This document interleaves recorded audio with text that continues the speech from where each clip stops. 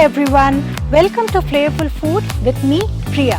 So today we are going to make an eggless and super delicious Mawa cake recipe in perfect bakery style. So as always, I'll be making this cake with a healthy flour, that is suji and atta. We'll be flavoring it with saffron cardamom with a delicious creamy saffron frosting. So let's check out this delicious and mouth-watering cake recipe.